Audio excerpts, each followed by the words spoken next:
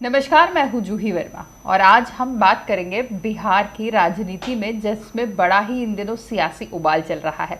और सियासी उबाल की वजह बने हैं बिहार के दलित, जो अचानक जब चुनाव नज़दीक आता है बिहार में तो दलितों पर राजनीति एक बहुत ही मुख्य रूप ले लेती है। वहाँ पर सारी राजनीति ऐसा लगता है कि इन्हीं के आसपास सिमटी है। उसकी सबसे बड़ी वजह यह है कि वहाँ पर जितनी भी अनुसूचित जाति जनजातियां हैं और जितने भी दलित हैं, इस तरह की कास्ट हैं, अगर वो सब एकजुट होकर वोट करें तो वो यादवों के वोट को टक्कर दे सकती हैं, यानी कि सरकार बनाने में अहम योगदान देती हैं। पर फर्क सिर्फ इतना है कि अभी उनके वोट बटे हुए हैं, जिसकी खास वजह ये बताई जाती है कि दलित नेता तो बहुत सारे हैं, वहाँ पर चेहरे बहुत हैं, लेकिन कभी भी एकजुट एक साथ एक ताकत में मिलकर नहीं लड़े। लेकिन अब फिलहाल राजनीति वापस आकर घूम रही है दलित नेताओं के आसपास, खास तौर से जब श्याम रजक ने नीतीश कुमार का साथ छोड़ा और लालू की पार्टी आरजेडी का दामन वापस थाम लिया। उसके बाद से ही काफ़ी सियासी उठापटक शुरू हो चुकी है। चिराग पासवान तो जी तोड़ कोशिश कर ही रहे हैं।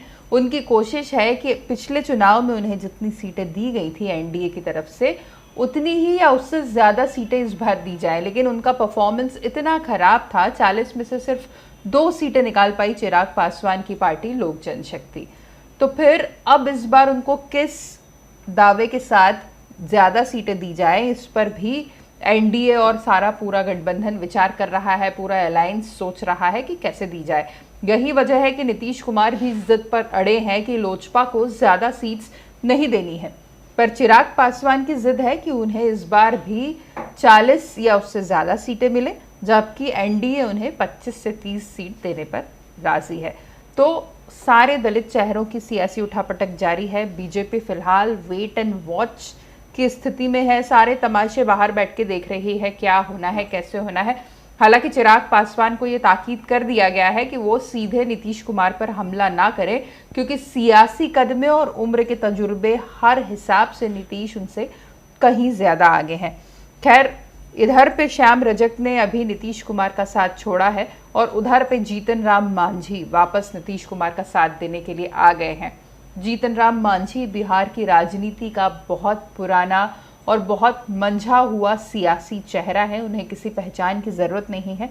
बिहार के मुख्यमंत्री भी रहे हैं वो, लेकिन ये भी इतिहास गवाह है कि वो कभी टिक कर नहीं रहे। पार्टी बदलना, दल बदलना, जहाँ पे फ़ायदा दिखे उस जगह जाना, वो इन सब में बहुत ज़्यादा एक्सपर्ट हैं। तो अब जब उन्होंने ये देख लिया है कि जीतन राम मांझी नीतीश कुमार का साथ छोड़ चुके हैं और उदय नारायण चौधरी जैसा चेहरा नीतीश कुमार का साथ छोड़कर जा चुका है, दोनों बड़े दलित चेहरे थे बिहार की राजनीति के, दोनों ने नीतीश कुमार का साथ छोड़ दिया है। और पासवान वैसे ही नाराज चल रहे हैं, नीतीश के साथ होंगे या नहीं होंगे, एनडीए में बने रहेंगे या नहीं रहेंगे, ये बड़ा सवाल है। तो ऐसे में जीतन राम मांझी को बहुत मुफीद जगह नजर आई वापस नीतीश कुमार के पास पहुंचना। वैसे वो इससे पहले नीतीश कुमार में मंत्री भी रहे हैं, आपको बता दूं, लेकिन फिर बाद में उनको छोड़कर चले गए थे और एक नई पार्टी उन्होंने बनाई थी, हिंदुस्तानी आवाम मोर्चा। पर इन दिनों लगातार नीतीश कुमार पर बहुत प्यार बरसा रहे हैं।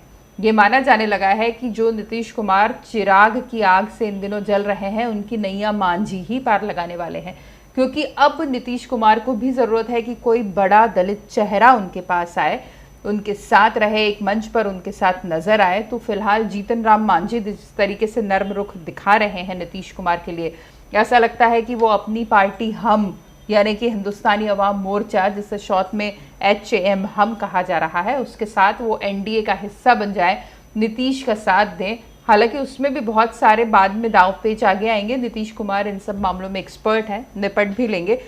लेकिन एक मोटा मैं अगर आपको बताऊं कि कितने दलित चेहरे हैं बिहार में, तो जीतन राम मांझी जो है वो मुसहरों एक जाति है, मुसहर, उसका प्रतिनिधित्व करते हैं। उनके अलावा श्याम रजक जो थे वो रजक समाज के बहुत बड़े नेता थे।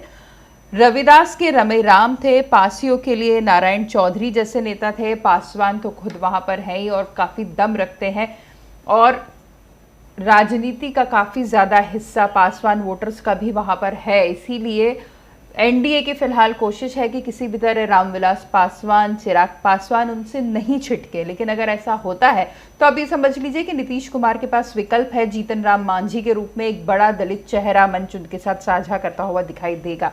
लेकिन ये भी आपको बता दूं कि इससे पहले का जो रिकॉर्ड है वो लगातार गिर रहा है।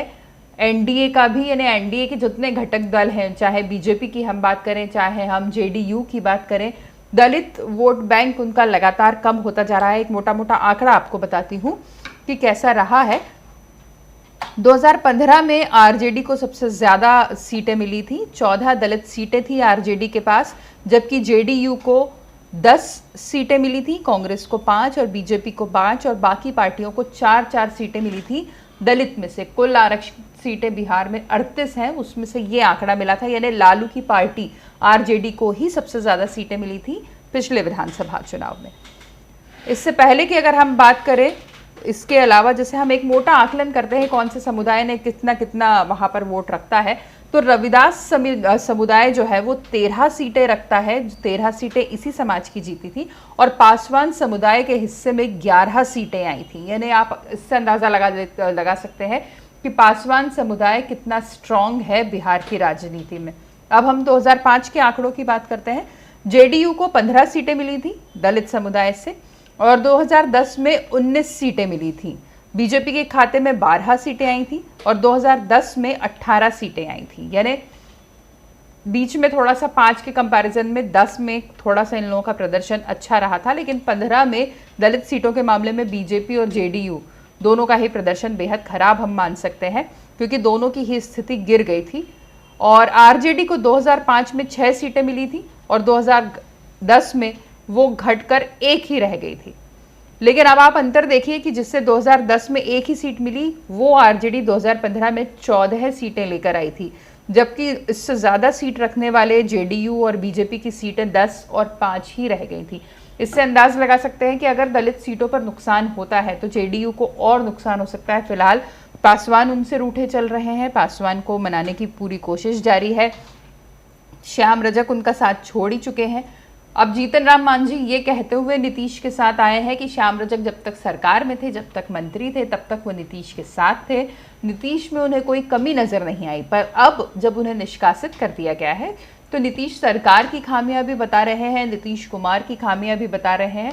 इस तरह का बयान देकर उन्होंने नीतीश कुमार का समर्थन किया है। इससे पहले भी वो नीतीश कुमार के लिए तारीफ के पुल बांध चुके हैं, जिस पूरे सिनेरियो को देखते हुए ऐसा लगता है कि अब मांझी ही नीतीश का सहारा बनेंगे। और जब चुनाव प्रचार की बात आएगी और जब ये बात आएगी कि दलितों को किस तरह साथ लेकर चल रहे हैं नीतीश कुमार, तो शायद उसका एक सबसे बड़ा एग्जाम्पल उनके साथ मंच साझा करने के लिए मांझी ही होंगे।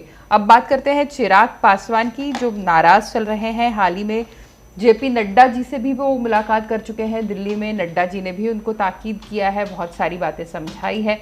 पहले तो खबर आई कि उसके बाद उनका रुख नर्म पड़ा, लेकिन उसके बाद ये खबर आई कि वो अभी भी शायद अपने पुराने रुख पे ही अड़े हुए हैं और उन्होंने ये तय किया हुआ है कि भले ही नीतीश कुमार पर सीधे तौर पर निशाना से नहीं साधेंगे, लेकिन नीतीश कुमार सरकार यानी जेडीयू की सरकार की खामियां उजागर करने से पीछे नहीं रहेंगे।